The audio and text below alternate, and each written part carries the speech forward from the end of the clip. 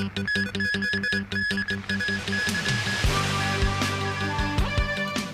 observatory issues this year's first number 8 typhoon signal. Hong Kong Airport expects continued flight disruption until further notice. And Trump says the US is still considering re-engaging full-scale attack on Iran.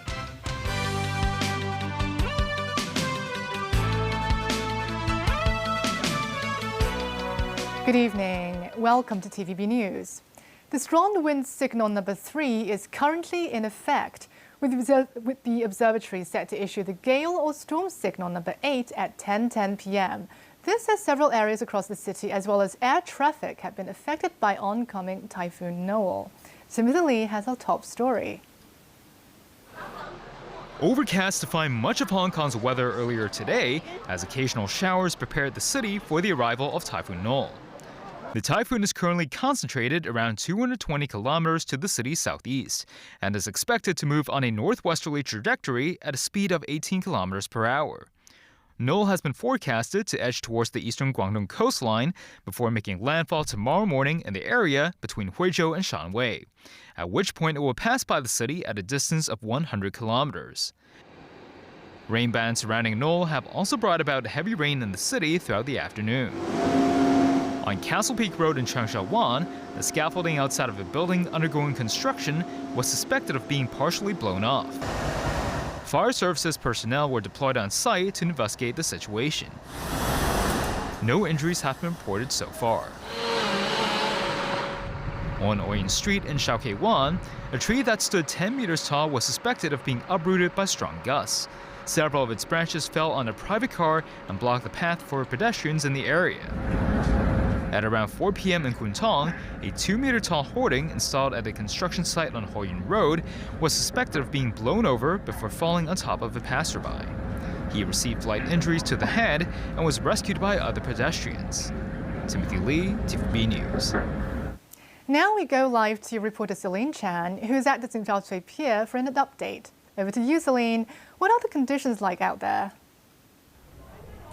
Yes, Danny, although the observatory has announced that they're going to upgrade the current signal to the gale or storm signal number 8 in less than an hour, business is going as usual right here at the pier. Well, as we can see, the waters remained rather calm and the sightseeing ferries are actually still running. We're also seeing plenty of tourists and locals still hanging around the waterfront. Well, over the past hour, it hasn't been very windy and we've just had a little light drizzle. So things are going as usual right here at the pier. Well, that's all the update as for now. Back to you at the studio. Thank you, Celine. At least 238 flights are delayed and 49 cancelled as Typhoon Noul edges closer to Hong Kong. Mimosa Ngai reports. At the airport, many travelers gather around the flight schedule board to check the latest flight status. Several airlines, including Hong Kong's Cathay Pacific and its budget airline HK Express, have cancelled flights over the weekend. For some passengers, having a flight cancelled is not ideal, especially if they need to work. And we are stuck because no one's really helping us. We don't know what to do now. No way. So first of all, they didn't contact you about the cancellation? Not really, no. Another alternative to go to Madrid or something, or to have a refund, could do something or pick another flight or something. We work tomorrow, so we have to be there, and we've been here since 2 p.m. For those whose flights are scheduled to take place at the original time, they have their concerns. Parents are waiting for us back home, so I don't know. With who knows how long the typhoon's going to go on for, so will they give us hotels? Going to cost money. Like, we've been out of the country for a few weeks, but I just want to get home. The airport authority says it has activated its flight rescheduling system, reminding travelers to check their flight status before heading to the airport. In Mongkok, streets are busy with shoppers and passers-by. While some tourists say they have not experienced typhoons, they are not bothered by the weather. We might just have to stay more inside and see less sights, I guess. I don't know how to behave in this case, but we can go out or not. But everybody is telling us to beware with the typhoon. So people are friendly and gave us the info, so no problem. A local says his family is prepared for the rainstorm. We prepare food, the windows are secure, the doors are all safe and locked, and I've been told to go back home earlier. Meanwhile, workers removed benches at the Typhoon Black Spot, Chun. They cordon off the area close to the sea, where scaffolding mesh on the nearby buildings is tied. Mums 9, TVB News. Macau hoisted the typhoon signal number 3 at 6 p.m. this evening as the observatory continues to monitor the movement of Typhoon Noul. The sunshine was recorded early Saturday morning in Macau, though the local meteorological agency hoisted a red rainstorm warning later in the day. The storm is set to make landfall about 170 kilometers east of Macau between midnight and early morning Sunday. Winds began to strengthen Saturday evening, and the chance of issuing a typhoon signal number 8 between midnight and early tomorrow morning remains low to medium. Heavy rain and thunderstorms are expected tomorrow. The mainland meteorological authorities forecast that Typhoon Noul will make landfall along the coastal area between Hong Kong and Lufeng in Guangdong province between tonight and tomorrow morning. In Huizhou, heavy rainstorms strengthened over the course of the afternoon, with local weather authorities expecting worsening weather conditions in Shenzhen. Wind speed significantly picked up along the Guangdong coastline, with waves reaching 4 meters high near Shanwei City. Similar scenes were recorded in nearby Jieyang. Guangdong meteorological authorities expect extreme rainstorms will batter coastal regions across Guangdong and Fujian for the next 3 days, and do not exclude the possibility of tornadoes developing in the area. This as Huizhou, Dongguan and Shanwei announced the suspension of all work and classes, while all high-speed and standard rail in Guangdong province ceased operations starting today. U.S. President Donald Trump indicates Washington and Tehran are still pursuing diplomatic talks as both sides denied a New York Times report claiming Iran rejected a ceasefire proposal by Trump that was conveyed to Tehran by Iraq's prime minister. Separately, Iranian Foreign Minister Saeed Abbas Araghchi claims the core problem stems from U.S. policies and practices and stresses his country will not accept threats, coercion or force. Donald Trump says on Friday that dialogue between the two sides continues and that he believes Iran is getting more serious as the days go by. Should we expect to see major strikes? Look, we're talking to them right now. I think they're getting more and more serious as the days go by, for maybe the obvious reason. But we are talking to them right now. Trump also suggests an unprecedented massive attack on Iran that he threatened earlier is unnecessary, as it remained unclear behind-the-scenes negotiations could revive diplomatic efforts. We're locked and loaded and ready to go, but we're talking to them, so I think while we're talking, we'll see what comes of it. Later that night, the U.S. president spoke to a roomful of journalists at a rescheduled correspondents' dinner at Washington's Waldorf Astoria after a shooting upended the first edition. He described the Iran talks were progressing extremely well and vowed to keep the Islamic Republic from obtaining a nuclear weapon. Meanwhile, in Kyrgyzstan, where Iranian Foreign Minister Abbas Araghchi is attending a meeting of the Shanghai Cooperation Organization, the official told Iran's Tasnim news agency that no more mediators are needed to help end the conflict, pointing out the U.S. must change its position. He said Iran will continue its actions until the legitimate goals and demands of the Iranian people are realized. Araghchi further made clear that his country will not bow to pressure, particularly regarding the issues of the Strait of Hormuz, the choke point at the center of the latest hostilities, since Iranian attacks can effectively shut it down. 59 people have died in the exchange of fire and over 600 others injured in recent weeks, according to Iran's health ministry. An alternative route for the region's oil is also under threat after the Iranian-allied Houthi rebels launched additional attacks on 2 Saudi Arabian oil tankers in the Red Sea, causing fires to break out on both. The militia announces closing the Bab el-Mandeb Strait to Saudi-linked shipping in retaliation for the kingdom's blockade on Yemen. The Houthi reasoning... Michael Ratney, a former U.S. ambassador to Saudi Arabia, contends the Houthis have an imperfect ability to close the waterway and further disrupt global oil supplies and trade during the war. U.S. President Donald Trump addresses a roomful of journalists at a correspondents' dinner rescheduled from April after a shooting upended the first edition. Trump jokes about running for a third term, nodding to his long-held allegations of election fraud before donning a red cap that read Trump 2028 as he wraps up his speech. And this is somewhat of a scoop. My intention to run for a fourth term as President of the United States. I will be doing that. I will be having an official, in fact, I think I have, I won 3 times. Now I'm going to do it again. Thank you. I'm going to do it. Should be easy. I'm getting very good at running for president. No, I won 3 times, did very well the second time, by the way. It's a rigged election, but we don't have to talk about it. The rescheduled dinner took place in the ballroom of the Waldorf Astoria Hotel, a smaller venue that held only about 700 people. The new dinner comes during a time of increasing tension between the media and a president who, in his second term, has tried to exert pressure on media outlets.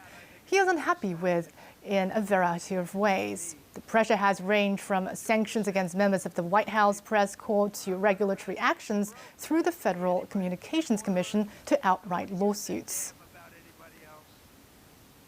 And still ahead, Indian Education Minister steps down amid nationwide protests. Wildfire continues to rip through parts of France and Spain. And LegCo members return from a National Affairs study trip in Beijing.